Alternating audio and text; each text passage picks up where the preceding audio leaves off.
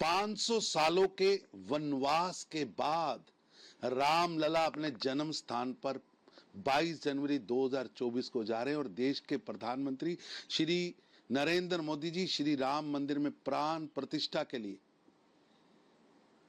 व्रत व अनुष्ठान कर रहे हैं।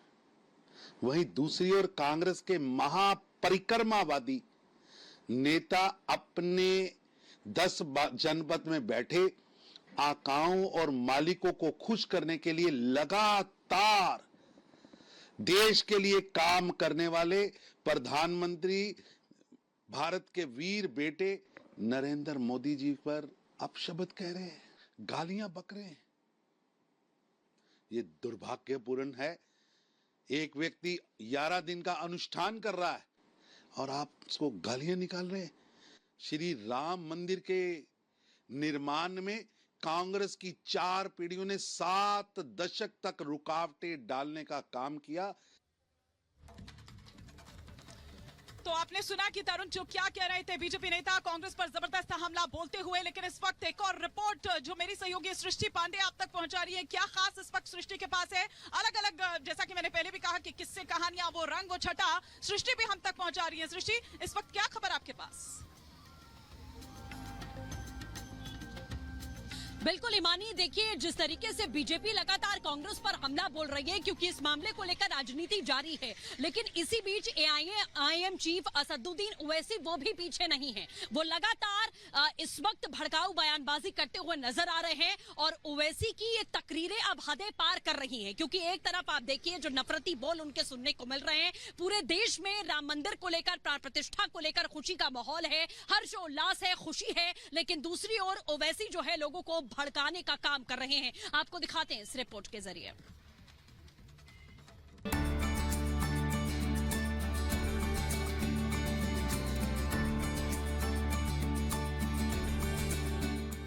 अयोध्या में रामलला की प्राण प्रतिष्ठा की तैयारियां अपने आखिरी चरण में है। 22 जनवरी को मंदिर के अंदर रामलला विराजमान होंगे। पूरी दुनिया के राम भक्तों में इसे लेकर गजब का उत्साह है। लेकिन एआईएम चीफ है कि ऐसे पावन मौके पर भी भड़काऊ बयान देने से बाज नहीं आ रहे। वो मुस्लिम नौजवानों को बाबरी मस्जिद का हवाला देकर भड़काने की कोशिश कर रहे हैं।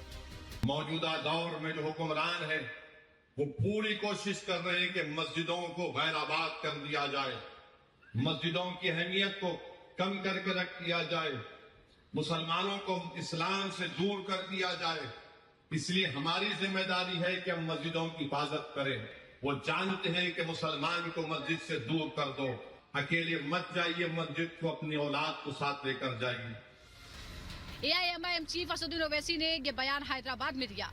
लेकिन हैरानी ये है कि ओवैसी का ये बयान ऐसे वक्त में आया है जब पूरा देश अयोध्या में अपने आराध्य के आने का बेसब्री से इंतजार कर रहा है और अयोध्या में रामलला की प्राण प्रतिष्ठा के कार्यक्रम को लेकर तैयारियां अंतिम दौर में हैं।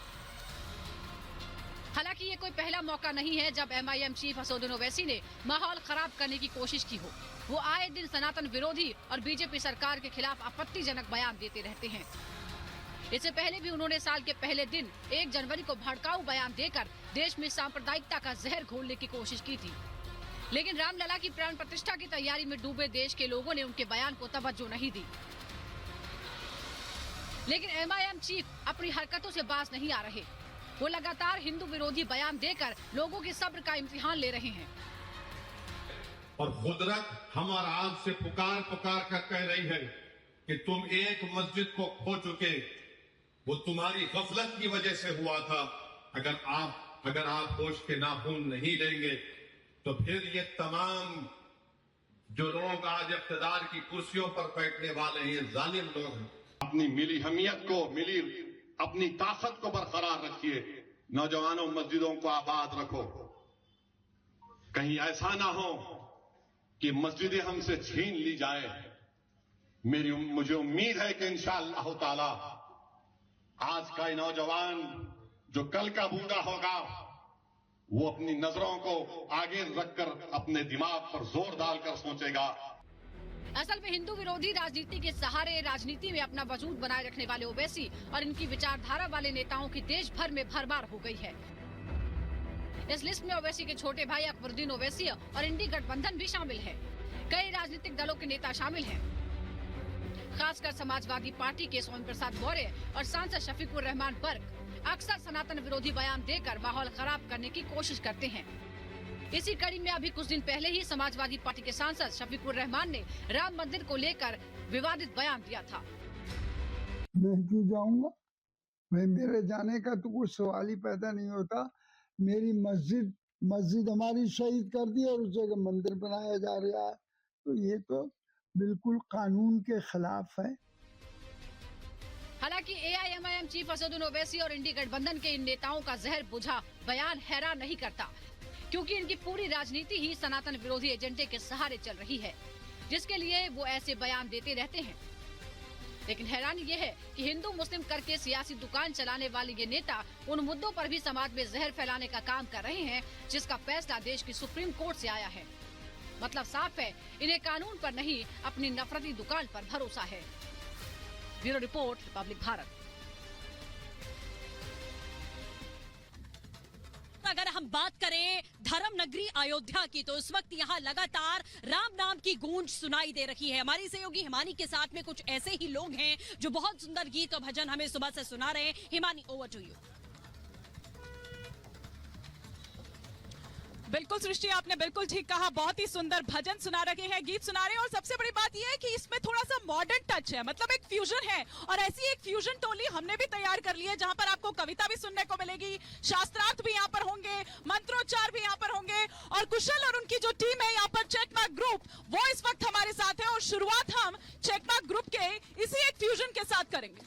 दिल से है स्वागतम प्रभु आपका स्वागतम, आज है शुभ आगमन, दिल से है स्वागतम, दिल से है स्वागतम प्रभु आपका स्वागतम, आज है शुभ आगमन, दिल से है स्वागतम, से हमने नैन बिछाए।